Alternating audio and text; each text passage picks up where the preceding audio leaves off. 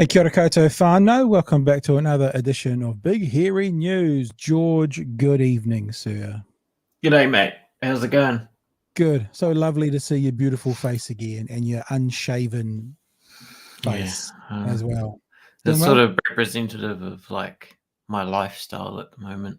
Really? Sort of like hanging out inside and doing a bit of fuck all. Was just going to say, if you hear some strange kind of sheep bleating in the background, don't panic. The dog is wandering around downstairs somewhere. She's got like a sheep that you squeeze and it goes, ah, ah, ah, and she loves it. And it was downstairs and she was upstairs and she's just come downstairs and I've heard it in the distance. So if you hear that in the background, don't panic. Dog with a dog toy. That is all. How was your weekend? I haven't seen you since last Tuesday. How's your weekend been? Anything exciting going on? No, I was just thinking I'm trying to source my great granddad's medals, war medals, military medals for her daughter, my grandmother. They don't replace lost ones, so it might get a replica maker to make those. Probably not much different. When you say they don't replace lost ones, like if it was a stolen one or something, would they replace that, or just if they've gone from the originals, don't replace them no matter what? Yeah, okay. They don't replace them because I think that would be a bit of a shit show. Yeah. If suddenly every man and his dog would be ringing up saying, oh my blah blah. But there is one unclaimed one that we can get of his. I'm just looking to see if I do have it here. Here is him. Some reason long ago, someone circled him. It's not going to focus, but that's all right. That's him in Germany after the war, 3 months after the war, just hanging out in the snow with his mates, having a ciggy. And there's some, to mum from Ernest, which is where I get my middle name from. Is that is that photo there a precious thing to you? That's pretty cool. Yeah. It's a shame someone's drawn on it to circle his head, but people are like that. Right? They don't. Maybe at the time they didn't really understand that one day it would be 103 years old and be in the, yeah. So that's been fun, sort of like navigating service records and the military stuff.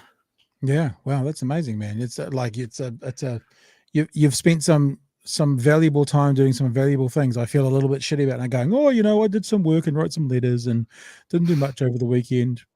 I tell you what, this is, I love doing this in the evening because it gives me an anchor and it gives me a chance to have a chat and kind of formulate thoughts and stuff. But she's a good amount of work to do this, and so I'm finding now my weekends actually really mean something.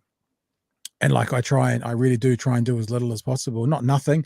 Go off and do fun stuff and cut up trees and take the dog to the beach and that kind of stuff. But yeah, weekends all of a sudden have quite a significant part in my life, which I didn't have a year ago. Everything when you run your own business, everything kind of just blends into the same. But now that I've started doing this, I am heavily busy during the weekdays, and those weekends are like gold.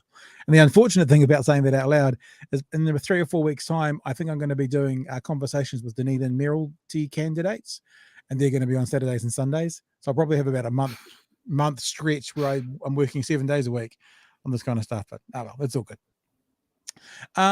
So tonight's show, where it's actually very New Zealand political focused, we're going to have a look at what's happening with the Greens at the moment. I know I've talked about this a couple of times, but there were some reports over the weekend and a bit of an explanation as to why we are at where we're at and where they're going from here.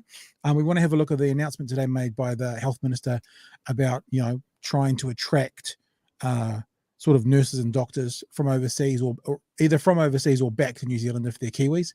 And also the cost of living payments that have gone out today. It's interesting that it's kind of interesting that the opposition has a lot of criticisms about things, like, for example, what are you doing about gangs? What are you doing about this? And not enough, and then the government does something about them. And I was thinking, like the cost of living is a perfectly good one, although it could be inflationary. The government said pretty clearly, even if it is inflationary, it's a better outcome than leaving people short. So that's sort of the offset. So it might be inflationary, but but it's not going to be so inflationary to offset the good by giving 2 million New Zealanders sort of, I think it's $350 overall, which is a very small payment, but overall. And I was thinking about it today, actually. I was like, I wonder if National's not doing themselves any favors by making all this noise about what's wrong, because Labor's kind of going along going tick, tick, tick, tick. And if they kept their powder a bit more dry and sort of just waited until 3 months, 4 months out from the election and started pointing all these things out then, and it doesn't give Labor time to fix them, they can go into the election. Because they can't, if, for example, Labor makes a big change in the health issue at the moment or the cost of living issue, you could argue that Nationals helped them focus on it 18 months out, as opposed to sort of letting it dwell away there and bringing it up last minute to try and use it as an election fodder. Imagine if the health systems move forward in leaps and bounds because of this, and imagine if this is because of the pushing they've got from National. It's kind of, then National can't use this at the next election as a way to get themselves elected. You know what I'm saying? Yeah, although I'm sure they'll find something. I'm sure they'll find something. Evening, Kim. Good to see you again. If you're with us, either watching us on YouTube or somewhere else, or maybe you're on what's it called, Discord, you can chime in any place, anytime. Politikiwi says, at least you did something, Pat. I've been sick as a dog, so doing bugger all over the weekend. Hope it's not the dirty C word, Politikiwi. If it is, though, I'd be interested. Have you tested? And if you've tested, have you come out as a what's the word? Have you reported?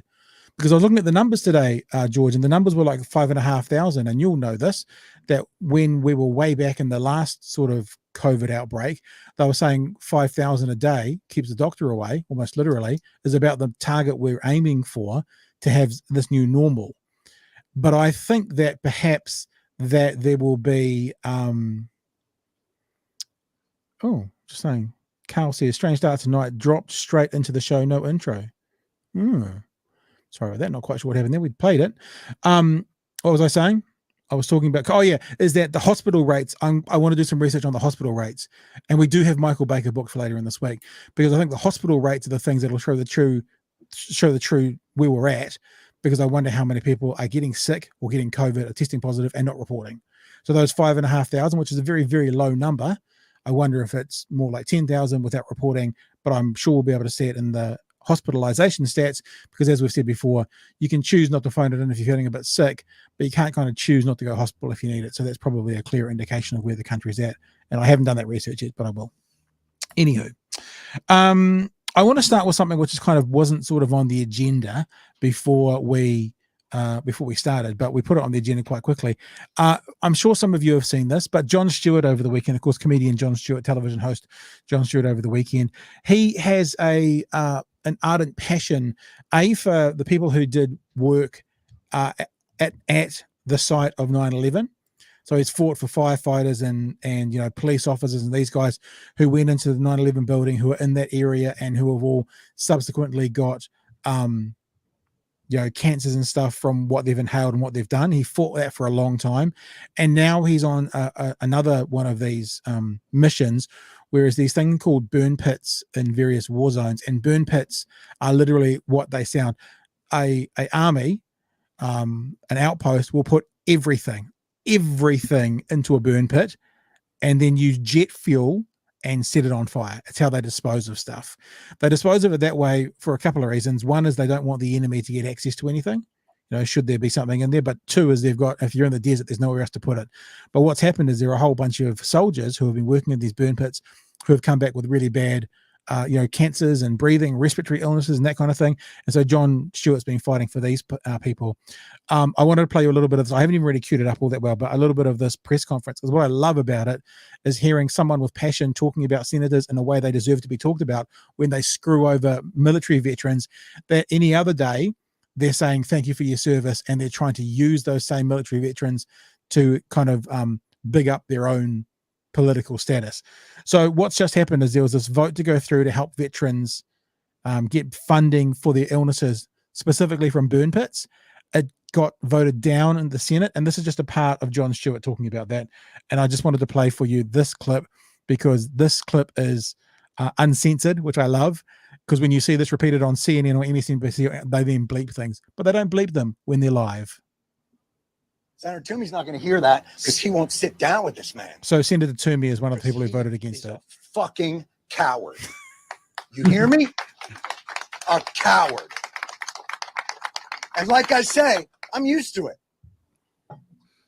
But this type of cruelty on those that we say we hold up as our most valued Americans,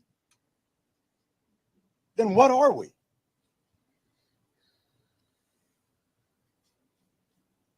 Pat Toomey stood up there, Patriot Pat Toomey, excuse me, I'm sorry. I want to give him his propers.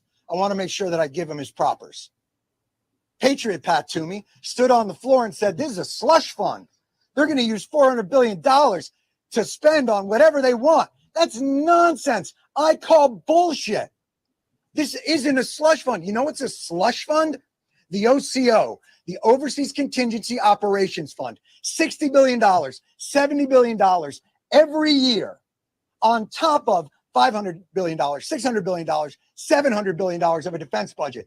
That's a slush fund, unaccountable, no guardrails. Did Pat Toomey stand up and say, this is irresponsible, the guardrails?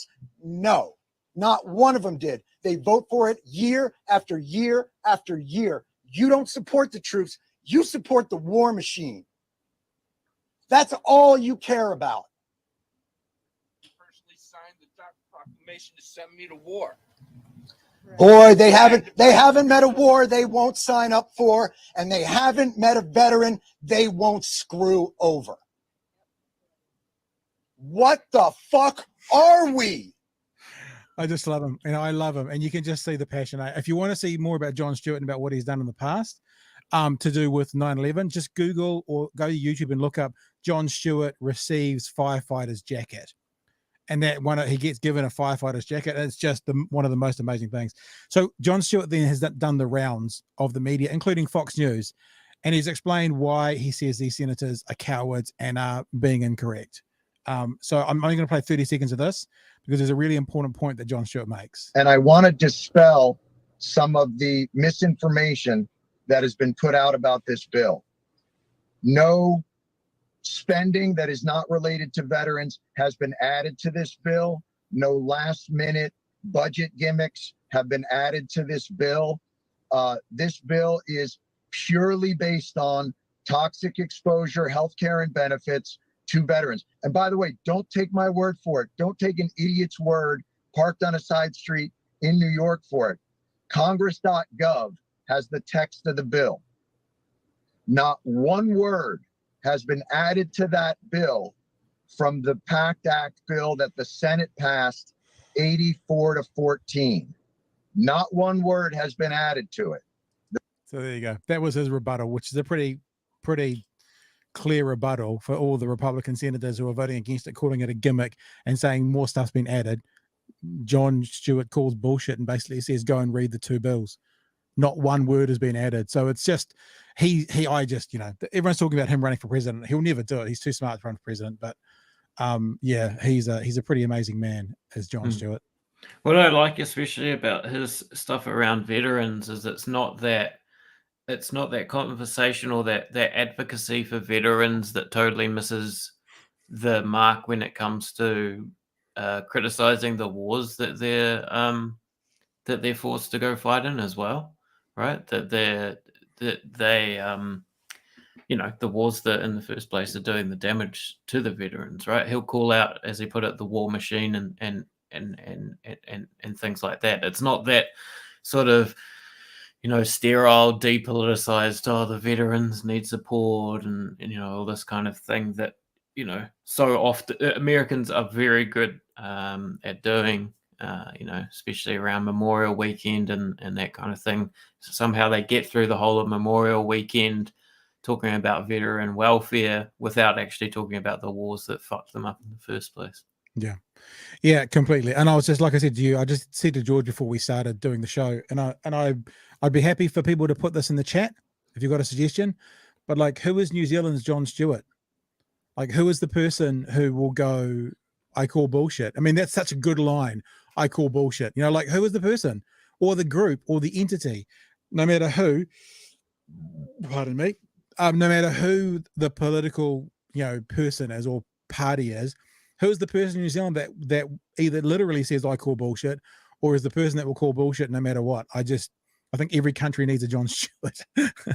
I mean, not to state the obvious, he's got over $100 million in his own personal war chest as well. So it's pretty easy to pick up a cause and run with it and push and that kind of stuff if you've got massive resources personally as well. But still, he calls bullshit. And I think, every country needs a John Stewart. That's for sure.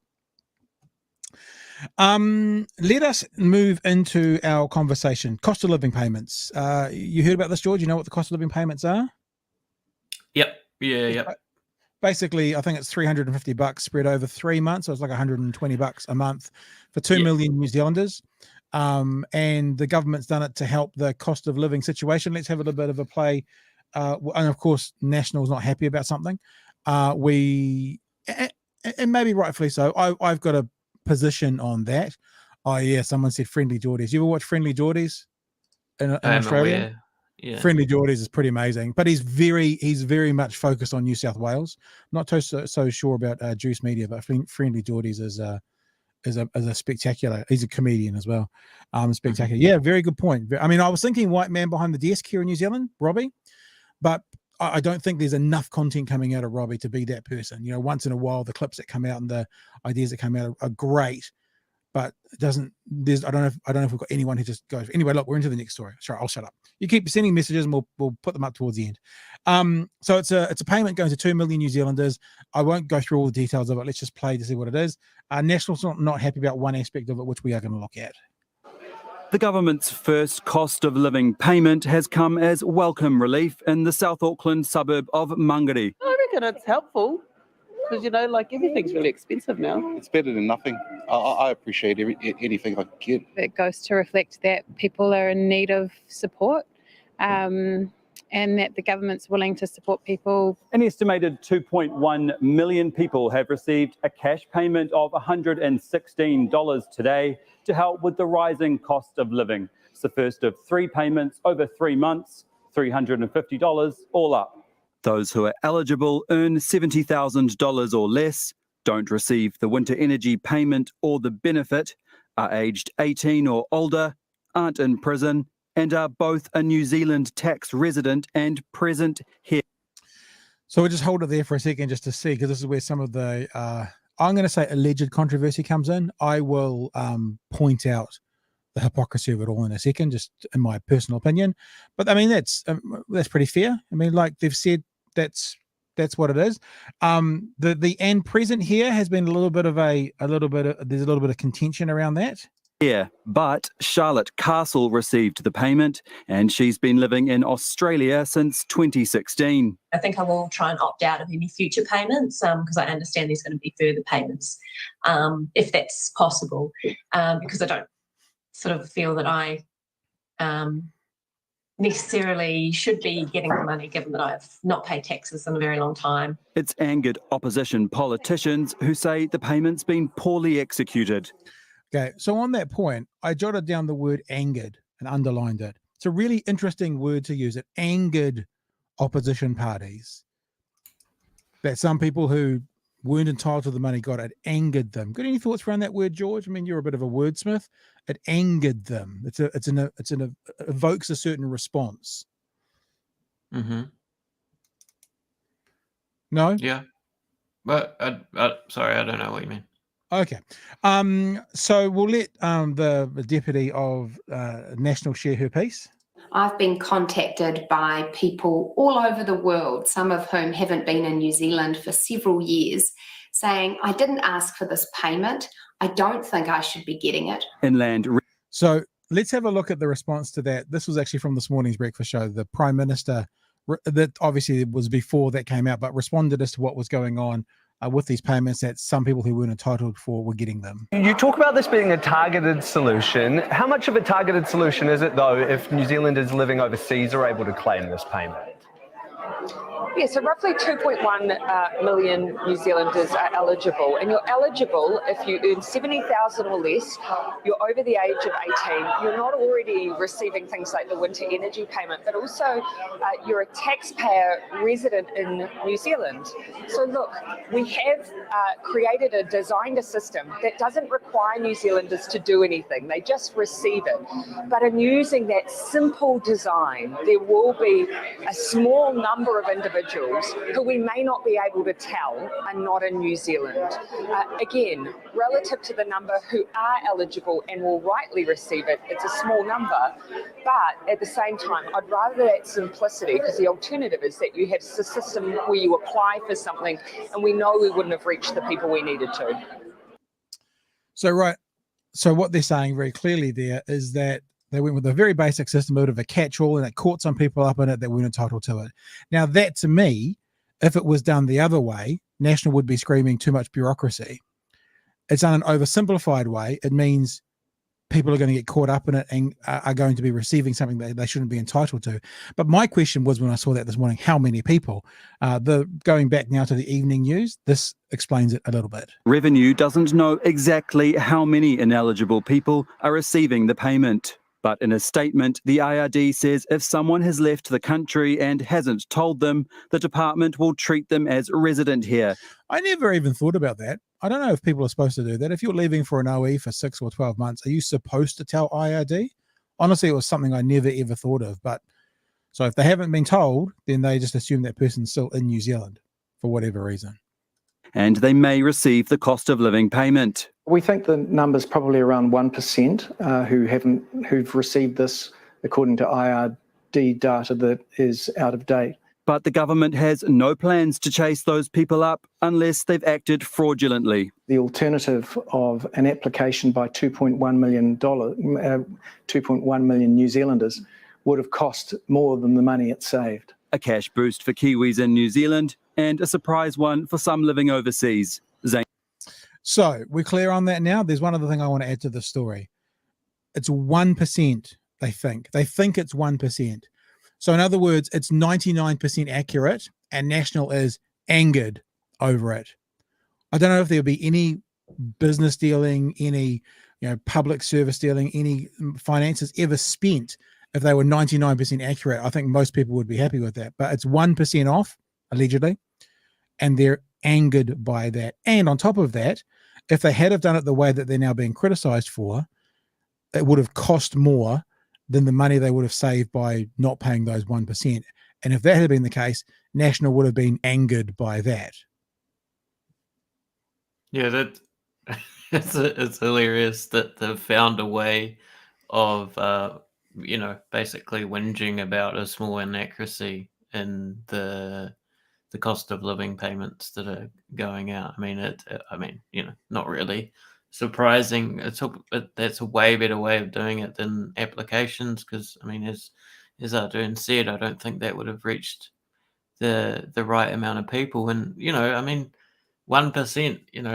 I think back to the Revenue Minister and IRD talking about how they need a better system to basically chase up some of our tax loopholes and tax that's going basically falling through the cracks when it comes to people and businesses of higher income.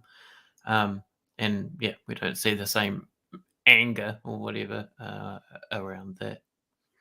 But this is what we always try and do, George, and you'll know this, that maybe I'm a little bit too addicted to looking to the numbers sometimes, but you drill a bit deeper. And if you said to any voter, if your government gets spending 99% correct, would you be happy with that? Most would say yes. I think most would say yes, understanding that there's always going to be some. So what is National angered about? Well, it shows the, what do they call that game where you have caps and balls and you shift them around on the table, and how it's a shell game. That's what it is. It's a shell game, that the diversion is, this is terrible because there's wasteful money, but they're not going, hang on, 99% of the people, according to the government, are being hit correctly. And I won't say this is what National does. Well, I will say this is what National does, but this is what opposition parties do, yeah? And this time around, the opposition party happens to be National, so this is what they're doing. Here's an example from some of the tried and true from Leader Luxon. I'm actually don't know what it's got to do with Three Waters, but the point that Luxon added that the government has added 14,000 bureaucrats here for $2 billion a year to no avail. He seemed to be referring to the 14,000 additional public sector employees hired since 2017, a topic his colleague Simeon Brown raised in the House. So that sounds like a lot of people. Yeah, 14,000. But what does that mean? What is 14,000? Well, if you actually have a look at the people getting paid by the government workforce at the moment, it's 436,700 people in 2021. So therefore, 14,000 additional people is about 3%. So in other words, National is rallying against this massively inflated, blown out of all proportion public sector. They're talking about 3%. So what they're going to do is they're going to come and fix all the ills of the world and stop this balloon payments and all these people by getting rid of 2%. And then it's going to be okay. So it's exactly the same thing. They use the number which sounds massive, 14,000, but they don't go, congratulations to the government for getting what we believe 97, 98% of the public sector to be right. Remember, we had former Minister Woodhouse on, who said basically that they didn't think we'd lose all 14,000 of those, but we've got too many now. So let's say you lost half of those. Let's say you lost 7,000. That's 1.5% of the number of. So they're actually arguing, and they're making it a cornerstone of their election, over 1.5% of the public sector. It's ridiculous, and that's the shell game. Yeah, it's funny. This page that you're on has come up like so many times that we've talked about National. Oh, is it? and their messaging. I imagine it will be the increases in the Ministry of Social Development that National will have their eye on. But again, as overall, that's more of a, and I'll use the phrase, that's more of an ideological move. Because as you put it, rationally or logically, it's just like 2% or whatever. They're more just pissed off that we have more public servants and as part of the sort of welfare complex in this country. It's kind of that idea as well that, and I know we're not talking about polling here, but anything within 2 or 3% of the margins is a pretty good result. You have a tolerance of a few percent in anything you do. So surely when it comes to a workforce, you have a tolerance of a couple of percent between like the Goldilocks number and then being too little and too many. And if you're already at 3% of what you think is ideal, you must be pretty much within that margin of error, or you must be bloody close to it anyway. And if you're only 1%, like as the payment that they're talking about, how can 1% error, let's just call it what it is, but it sounds like that error is based on people not declaring as opposed to a government balls up, 1% error, and not having a massive new bureaucracy which National is going to rally against to find that 1%, costing them 10 times as much as what that 1% would have saved. I just think this is the shell game. This is the shell game we want to continually tell you about, to go like, take it for what it is, take the information in, hear it, but find out what that means, what it actually means. The news there didn't do a great job either, because they basically just repeated what would have, the start of the day, National would have had a few, and their MPs would have had a few things they wanted to discuss. That was definitely one angle that they wanted to go with. And the news story, the news of the payment, is built around a National Party talking point, right? It's not built around. It's totally like the news event is that some lady in Australia got the payment. And it sounds like she's going to return it. Whoa. And what's funny is political parties using outliers when it suits their agenda. And when it doesn't, they say, well, those are outliers. Everyone does that, right? Like Labor will be doing it at the moment as well. I mean, Nicola Willis says, I've received emails from all over the world. What does that mean? 4? Like England, USA, Australia, Germany. Have you received 4, or have you received 4,000? What does that mean? Emails from all over the world. If it's a 1% error rate and a 99%, hit the target rate, as I say again, that would have cost you more to find that 1% than you would have saved in actually not paying that 1%. So it's the shell game. I think we just need to keep pointing at it for what it is when people are shuffling the shuffling the shells around, saying, "Look here, it's misdirection. It's don't look at this. Look over here. I mean, don't look at 3%. Look at 14,000. 14,000, big number. 14,000, 3%, little number. Don't look at that. Don't look at that. Look at emails from all over the world. Emails from all over the world. Scary. 8 billion people in the world. Emails from all over the world. Don't look at 1%. Small number. So, move those shells. But hopefully we'll be here to go like this with the shells. Ta-da! Look, there's the balls. So, alrighty. Do you want anything else to add to that, Mr. George, before we move on to the next bit? No, the energy payments around 20 a week. I was just thinking about the amount, so it's like 300 all up. Yeah, I don't know. I guess it's a bit of a band-aid. Yeah, it's nothing. It's nothing massive. It's nothing. Yeah. I mean, it's basically about $115, $120 a month for 3 months. It's what is that? That's for most people. That's about a tank of gas, maybe. Not quite for me, but it's a tankish of gas. I mean, that's going to help a little bit, but it's not obviously going to solve the problem. And what's going to happen next is National's going to come out saying, well, this is a band-aid. How do we solve the problem? Well, actually, if you want to do that, that's a really big question of, did you really want to go into this conversation? Yeah, with National, do you really want to get into this conversation of how to solve it? Speaking of how to solve it, it's a good time to move on. There has been this idea of a health system crisis. And of course, again, National is laying that at the feet of Labour, but it seems that this is a systemic problem that's been going on for the past, an underfunded health system for the past 20, 30, 40 years.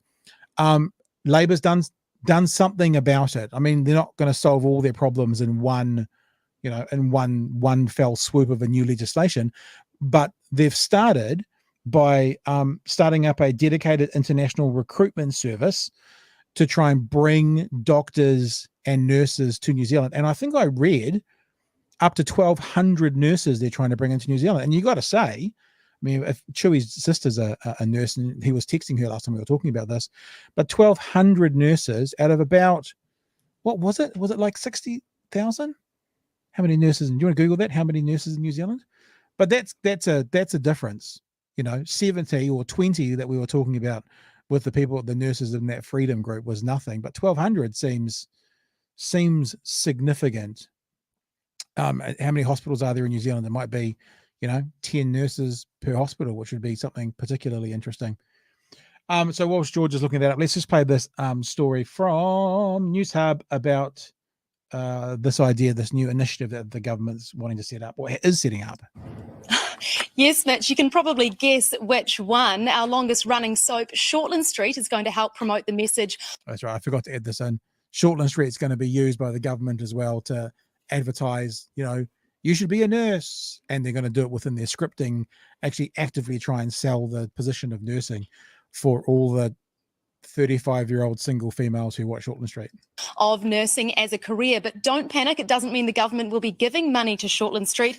Rather, it will share material with the show's producers to help them weave that message into the show's plot lines. Now, it's part of a nationwide recruitment drive, which was one of a number of measures to boost healthcare worker numbers announced today. Also announced today, the government will pay up to $10,000 of overseas nurses' registration costs, and it'll also pay international workers salaries during the time that they do the training required to work here. Under the new Health NZ entity, there will also be a dedicated service to help what Andrew Little says are thousands of healthcare workers overseas wanting to live here. It'll help them deal with immigration issues and get settled. Look, we just want to move as quickly as we can once we have that, and we want the people who want to come and work in New Zealand because it's an attractive place to work, having the best experience they can for getting here, for crossing the border, for settling in and getting into work in New Zealand. Now, in response, the College of Nurses Aotearoa has warned against using immigration as a panacea for workforce issues, though the college has welcomed increased investment in education for nurse practitioners, but said that increase needed to be significantly more to address the struggles people are currently having just to see their GPs. Now, opposition parties have also responded today with ACT telling the government to forget Shortland Street and just put nurses on the immigration residency green list, which would give them immediate immediate and automatic residency. Now, today's changes come as there are more than 3,000 nursing vacancies nationwide. Andrew Little says Health NZ has got approval to hire 1,980 healthcare workers. That includes 1,200 nurses. And he says these steps will begin to address what is a decades-long workforce shortage.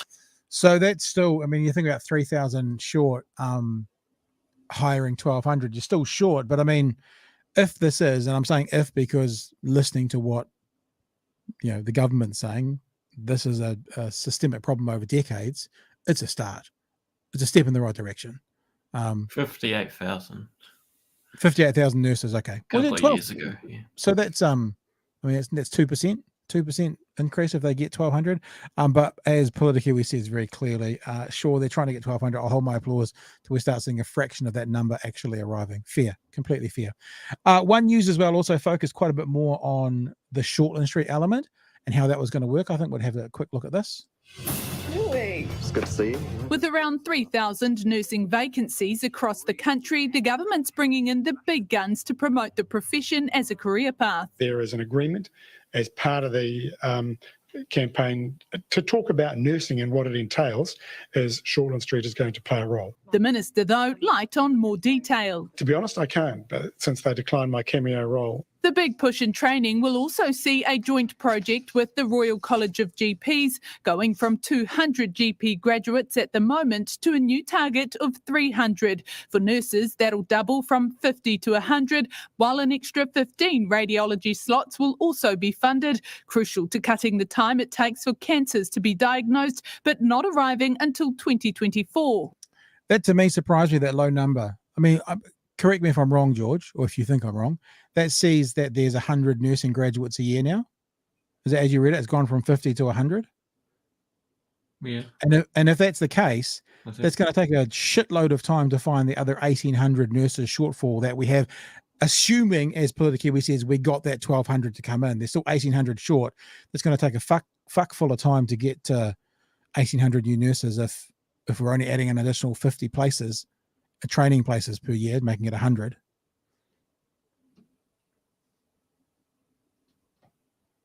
The underlying workforce issues that the country has had have come to the fore. We've seen short-term things being put in place to try and address that. We need longer-term solutions to the problems we're facing. There you go. And then the rest of the story pretty much goes back into what we've just heard News Hub do, so we won't play the rest of that. But yeah, look, I mean, I think it's fair to be critical. Well, not critical, but to be, what do you call it, when you take a step back and wait and see. But you can't, I guess, argue that someone has made a decision somewhere to attempt to sort the beginnings of this issue out. I guess that's all you can say at the moment. I mean, if they'd done nothing, continue to criticize. They've done something. Will it work? That's what we've got to wait and see, I guess. Yeah, and I imagine the Shortland Street thing would have been a pretty low priority sort of thing that just arose coincidentally, or the right two people were at the same party and started talking about this idea, because I mean that really shouldn't be a focus. I don't think there's a lack of aspiration when it comes to nursing in New Zealand. I think that we have a culture of pride in nurses, and we have lots of people keen to be nurses. It might be more a case of I mean, as Emperor says, nurses in Australia getting paid more or whatever else. So why do you, if we've got, and I don't disagree with you, I'm just thinking this out loud, if we've got a pride in being nurses and we love our nurses and look after our nurses, why do you think we have a shortfall of 3,000? What just going offshore for better money, or? I don't know if we look after them. That seems to be a contentious sort of thing. I mean, if you look at it's not necessarily nursing, but if you look at what are they called, support staff, whatever, and the strikes and stuff like that they've had recently, wanting to get paid more. There's stuff around wages, I guess, that it seems to be the gap. So yeah, maybe. But the health sector in New Zealand is not my strong suit. No, I mean, I wonder. Yeah, I mean, I tend to agree with you that we hold nurses in quite high regard, at least society does. Those of us as citizens do. So if they're disappearing or leaving or going offshore, I guess, as you've said, and as Emperor has said, money will be a big part of it. I don't know. I mean, it's. I was going to make a silly sporting analogy because that's all I know how to do. But all of the All Blacks here can get better money offshore, but they stay because they want to be All Blacks. They want to achieve that end goal. So it's not always about money. I wonder if there's any other reasons or there's any other studies that's been done as to why, if we hold our nurses in high regard in society, it's a profession we look up to and we respect, why there's such a shortfall. I don't know. I like Politikiwi's thing here with it's similar to what we were talking about with veterans. There is a sort of cultural, mythical character of the nurse in sort of like ex-British colonial countries where, the sort of with the white uniform and the sort of, saving the gallant men and all that kind of thing. There is this sort of myth that maybe just doesn't really, and maybe never has matched up with the reality. But yeah, it's a crisis, and it's gonna get worse. I know that community alcohol and drug services in Dunedin aren't taking on any new clients, and have basically said to their current clients, you have to be patient with us because there's like 3 staff or whatever. So yeah, that's going to affect stuff in the long term, right? I was talking to someone the other day, and look, my brain is a bit fried at the moment from so many things going on.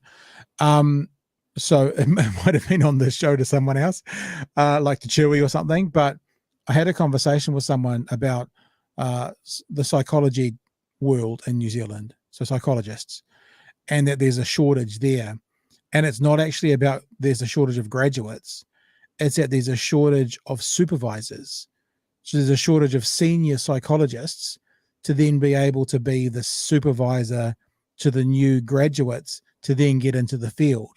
So the gap in that market is experienced and senior psychologists, not enough of them to then take on board.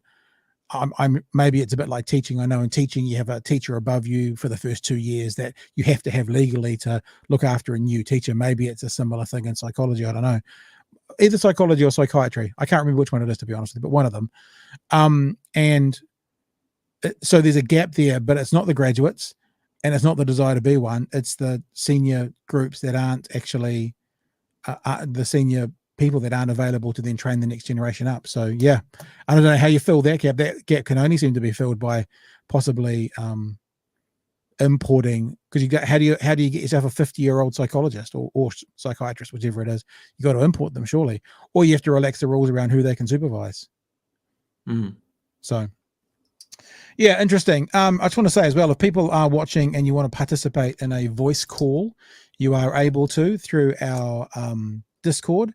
Just find our Discord and you can jump into the waiting room if you actually want to share any thoughts about any of these things we are doing. I should probably do I'll put in the chat a little, I'll copy that shortcut. I'm just doing it now. Are we going to have a race, are we? Doing a race? Having a race. There we go. So there's the shortcut to the Discord in the chat. It's in the chat on YouTube only though. So if you're watching on Facebook, and I know that there's some people are watching on Facebook because we've got some comments coming through from Facebook and we can't see your name. So I haven't put them up, but we know that there are some people watching us here on Facebook as well. Yeah. So anyway, if you want to share any thoughts, you're welcome to jump on and have a chat with us in the Discord. We can do that. Let's move on to this last conversation. And I think this is one that we have talked about a little bit last week, but there was a new report on what's happening with the Green Party co-leadership at the moment and what's happening coming up to the election 2023. Let's play a bit of this report and then we'll throw it open to conversation. If you want to have a conversation about it, you can just mention in the chats if you've got any thoughts. If you do go to Discord though, what you want to do is go into the waiting room and just wait there. Well, Orini, the field is getting smaller and smaller by the day. Julianne Genter is the latest MP to publicly rule herself out of the running. It means right now, Green MP Tiano Tuiono is the only one publicly considering a run. And I can tell you that behind the scenes, the activist wing of the party is very much pushing for him to do just that. But that was only after their top two candidates, Chloe Swarbrick and Elizabeth Kitty, decided they weren't going to put their hand up this time round. One by one, all week, Green MPs have been publicly ruling themselves out of the running, but there is still one more name to watch. Jan Logie hasn't said anything all week. She still hasn't commented publicly since the vote at the AGM. And until she comes... Now, this was from Sunday morning, and I'm pretty sure that's still accurate to today, but I'll check that for you before we go on, just to make sure. Comes out and says it publicly, she is still one to watch. She could satisfy that activist wing of the party. She is from the left of the caucus. And until she says anything about it publicly, well, you can't rule her out of this leadership race. All right, Connor, what are you hearing around Parliament, especially amongst your Green Party sources? Yeah, well, among the caucus and among their staffers here at Parliament, there was a state of shock last weekend when James Shaw wasn't re-elected at the AGM. Although one MP told me that they had heard whispers of the campaign against James Shaw ahead of that vote at the AGM. I asked them whether they were involved in that campaign. They told me, quote, absolutely not. Now, the delegates who voted against Shaw also say no one from caucus was involved. You can kind of see that in the fact that there isn't any challenger stepping forward. And the question is, if nobody does run against him, has Shaw done enough to silence his critics? We saw him this week admit that he hadn't got the balance right between being the Greens co-leader and being a minister. I asked one of the delegates who voted against him whether they had seen enough from Shaw. They said they still haven't made up their mind. Connor, the Green Party leadership has been quite stable for several years. What suddenly happened? We'll come back to that because I think Bradley has an interesting point as well.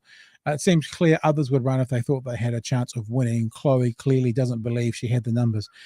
Yeah, I mean, what's about to happen is he's about to go and talk about the Green Left. So there's a part of the party of the left-wing Green Party that's called the Green Left, and the Young Greens are the reason this has fallen over. But we'll let this play out, and then we'll come back to that conversation.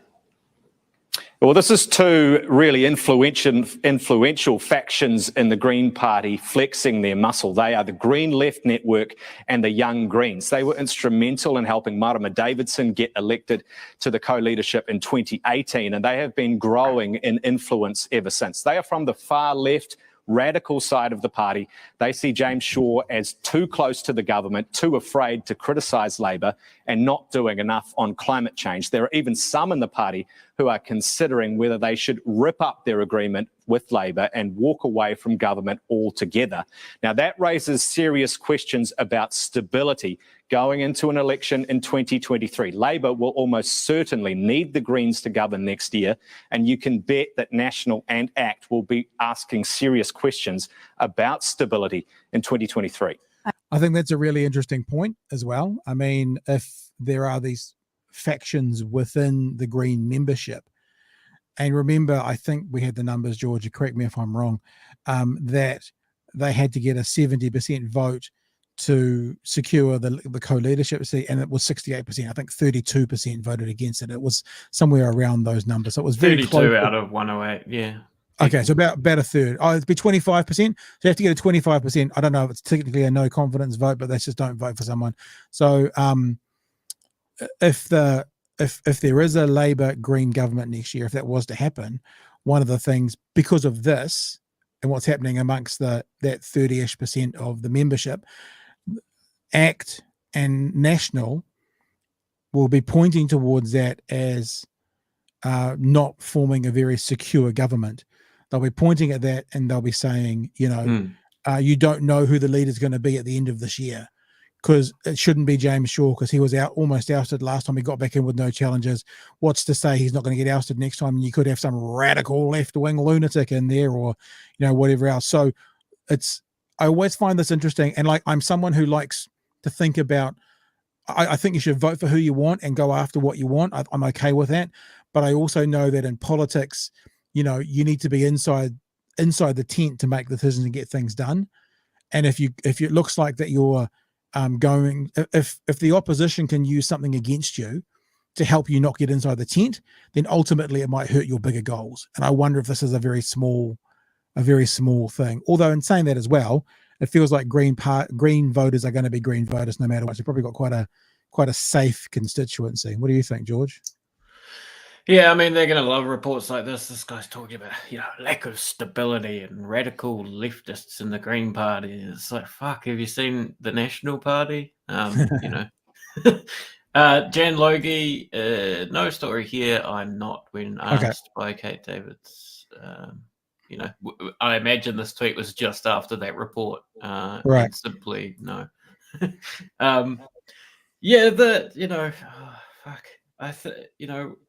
I guess the criticism of Shaw is just as making appeals to politics and real politic, like you say, as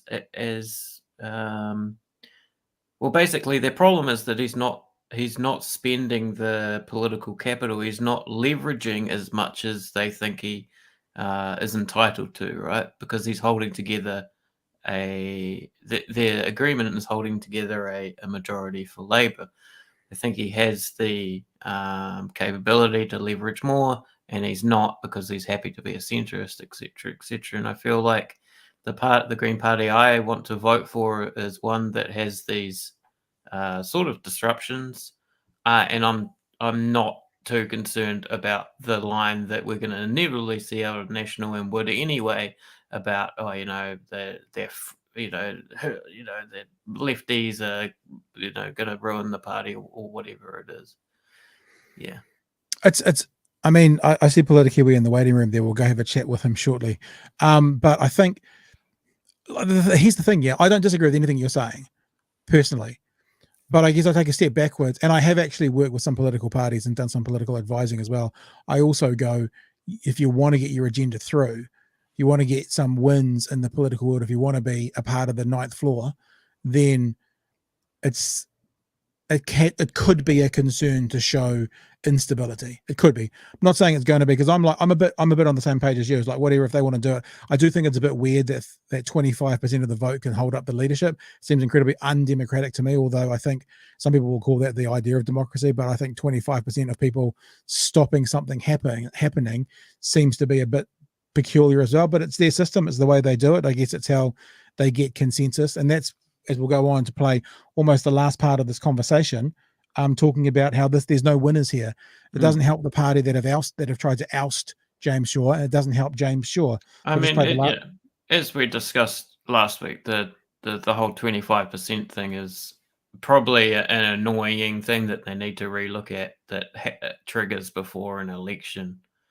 And you're right, it does sort of disrupt things, but in a way, yeah, it is more democratic because it's not caucus deciding that someone's going to be leader. But I mean, it's okay. I mean, I think it's fine to have the membership vote for the leadership, but it seems to me let's forget the Greens. I'm not talking about the Greens, but if you have like a splinter group that can get together 25%, that doesn't represent or doesn't agree with the overall vision of the whole group, whatever that group is, it seems problematic to me that group can stop things happening. That's all.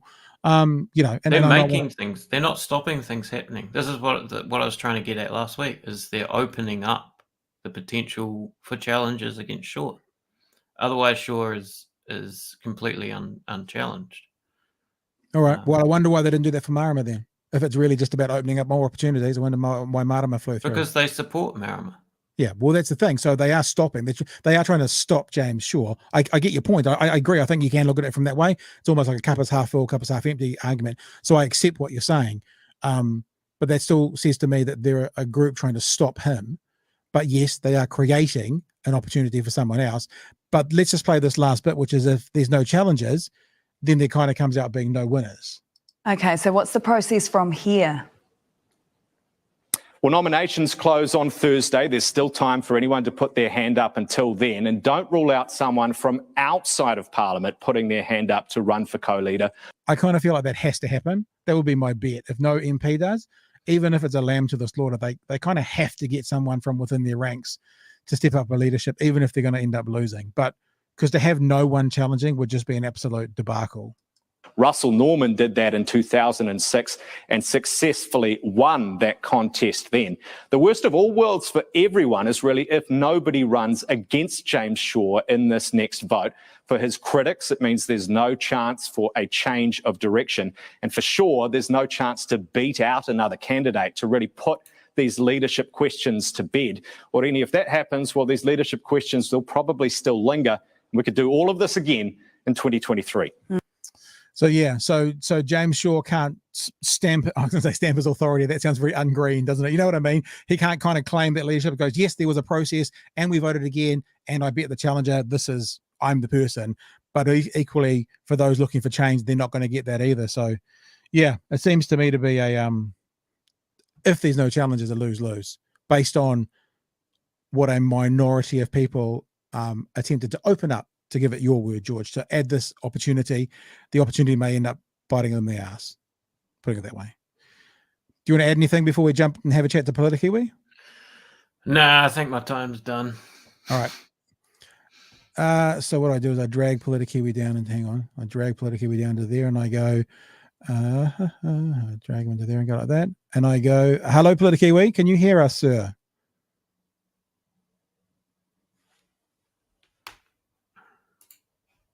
Can you hear us, Politikiwi? We're talking to you. Yes, okay. Oh, there we go. Well, we're hearing perfect. We're hearing you now. We're live? Yes, we're live, sir. You're with us. Excellent. Nice to talk to you all. I am a little bit under the weather, so I will try to make sure no coughing comes through or anything nasty like that. Is it not the dreaded C? No. Tested negative each time I've tested over the weekend, Good. So hopefully not the dreaded C. In any case, I want to go a little bit over just because I've got a little bit of eyes and ears inside, like different pages with there's a lot of these green leftists and whatnot. Yeah. And with to so first I'm talking about the party politics of it all. I do want to acknowledge when we talk about 25% causing this upturn in this leadership challenge, 25% of the delegates which turn up, and for those delegates to get to that position of being allowed to make that challenge, that means it needs a majority in their. It's not an election, I can't think of their branch, essentially. Their branch whereupon this delegate is selected for them to turn up and then make this vote. So, I mean, it's both a substantial portion and not, right? It's a tricky, 25% I think actually works as a decent size because what you're showing is that you've got a majority in several branches across the country who are putting a voice together and saying, hey, we want to have another discussion here. And so in this instance, I don't think you might have seen that on regional lines, but I think there have been cases previously where you'll find that often it might be, let's say, the southern branches all kick up a fuss because they haven't seen much happening in the South Island. And so they'll leadership challenge for that sort of ground, right? It's a 25% works, generally speaking, as like a nice leverage point of, sure, it's a vocal minority, but it's also not one that can be easily discredited. And to that end, when we've been talking about like the green left, as it's talked about, the radical side of the Green Party, I think this is one of the challenges the Green Party generally faces. And there's an interesting article just recently been done. It's an opinion piece by Rod Oram. He talks about the Green Party is made up of both activists and your sort of experts and climate scientists and your more moderate technical, almost technocratic branch. And the problem is if the activists get pissy, they don't vote. If Labour voters get annoyed with Labour, they'll probably either go national, they might come to the Greens, they'll do other things. Green voters just won't vote. So that leaves us at a point where we want the conversation to be more inclusive and bring that 25% on board. So what happens with someone if you've got some knowledge on the inside? If, for example, James Shaw has no challenges, that 25% that wanted to open up the opportunity, using positive language here, to give, to make it a race, if he walks back into it, will they then get behind him and go, well, that's our system, that's how it's done, or will they get pissy? Oh, it will really depend on how it's handled. And I think what's really benefited, I think there was only two real approaches that can be done. And I think the likes of Logie and some of the other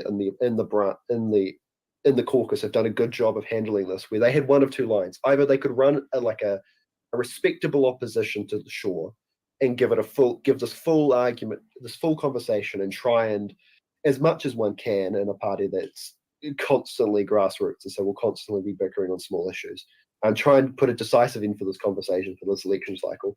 That hasn't happened, and so the alternative is the entire caucus is, generally speaking, coming along with pretty staunch support as far as Greens support anything in electoral politics. It's a pretty generous backing of Shaw so far.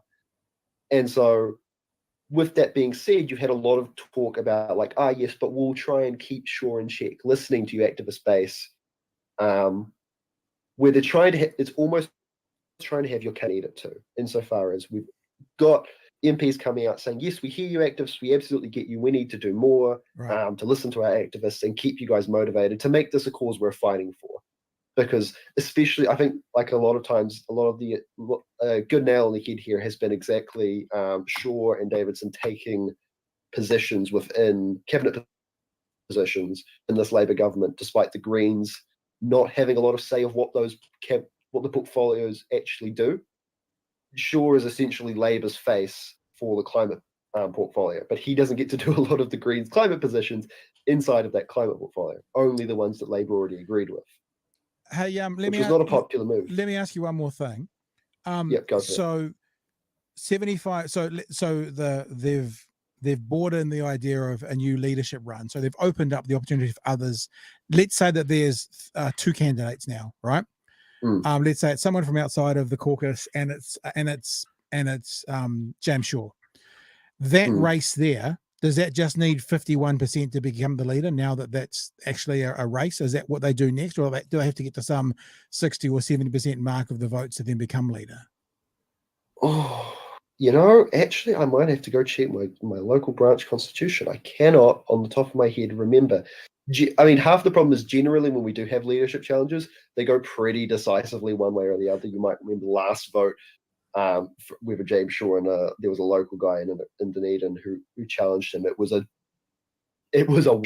right. It was a 90. It's like a 95 or 99% split. But the reason I ask is that if you have to get now 51% of the vote, like if there's 2 leaderships going, therefore James Shaw is already likely to get sort of 70% of the vote, because there's already 70% of the people, give or take, 72, 73%, who have said they wanted them to continue on. So even to that point, whilst I'm saying the democratic process, as they say it, will have been followed, it seems to potentially be a bit of a moot point.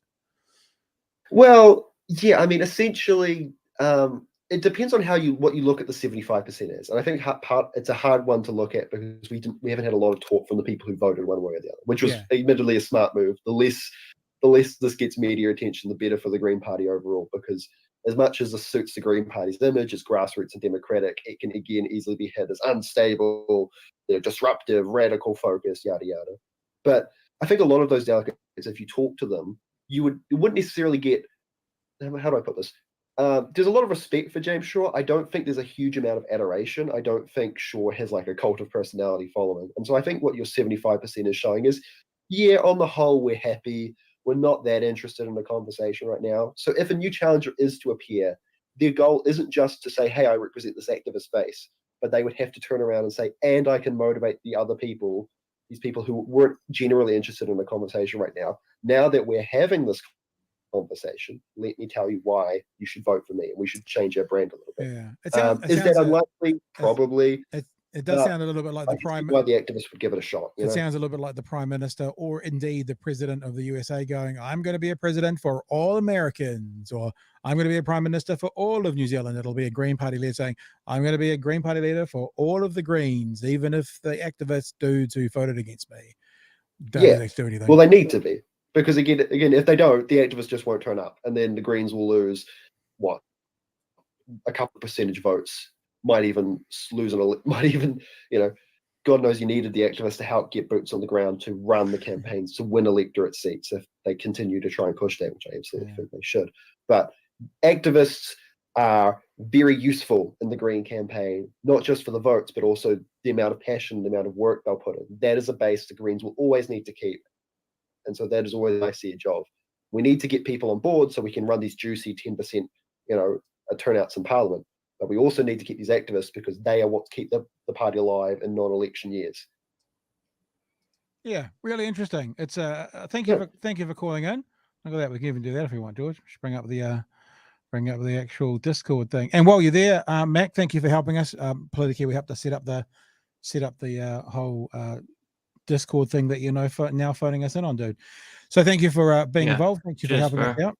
And we appreciate your insights here. All right, George, I think we're done. Now, actually, you were sitting there listening to that. Do you want to add anything to that conversation, seeing you didn't really jump in there? There's some interesting thoughts. No, I think that's very, very insightful.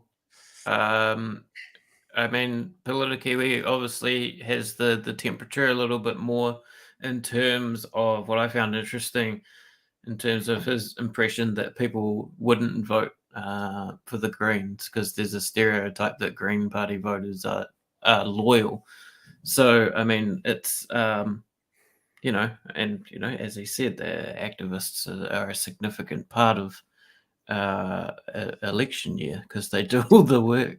I think you've got to say as well, and this is not disrespectful what I'm about to say. Some people may hear it as disrespectful, but it's not.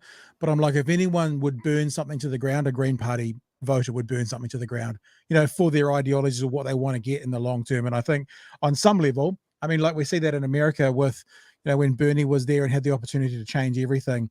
And, people were being blamed for putting their focus on Bernie. And one of the reasons that, Hillary Clinton lost, it's not the truth. It's not what happened. But in that instance, it was like I could see and get behind it, kind of burning the whole system to the ground. And I think I think a Green Party voter, of all the voters in New Zealand, I could imagine a Green Party voter doing that for good reason. I mean, yeah. Well, like with me, I mean, I have little faith in the parliamentary system to begin with, and so I guess I would look elsewhere from the Green Party.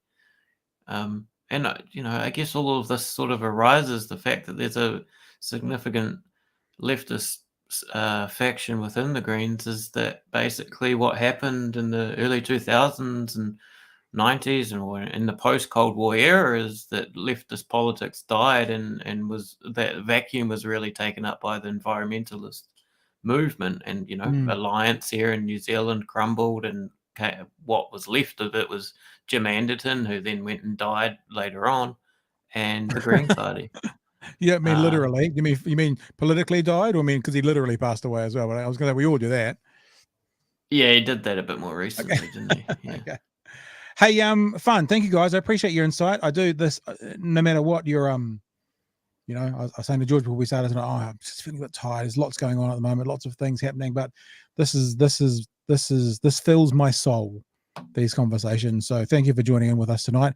I think we might actually do Paul wants you to tell us about F1. Is there any F1 to report from over the weekend? Maybe we should do a special motorsports episode at some point. I did like it. It was a good race. Good to see Mercedes up there again. The other thing that I have sort of got semi-organized for this week is, the satellite that's going through the universe at the moment, taking those big new wicked photos. I have a British astronomer. I don't want to give him his wrong title, but someone who's very much involved in the space race world, who's said to come on this week as well and tell us about some of those incredible photos. The James Webb Telescope. James Webb Telescope. Yep. Yeah. Okay, guys. Thank you very much. Alonso just signed for Aston Martin, says Emperor. Did you know that? Shit. That's massive. Yeah. There you go. And we might have our first clip of a call tonight. So we might actually look. You got F1 fans. Is this what this has turned into, George? You've just got your F1 been here. Fans coming in here. So shall I leave now and leave you guys to it? Is this? I feel a bit uncomfortable. It's like No. you guys need to. I've be got to alone go for a catch while. up on some other motorsport, NASCAR from the weekend and shit. All right. Thank you, team. Thank you for joining us. We'll see you tomorrow night from 10 p.m. Stay safe. And I will look. There's another person here for F1 commentary. they're all coming in. All right. So tomorrow's the F1 special, and George will be running it, and I'll just be sitting in the corner with the dog. Until then, 10 p.m. tomorrow night. We'll see you all. Hooroo.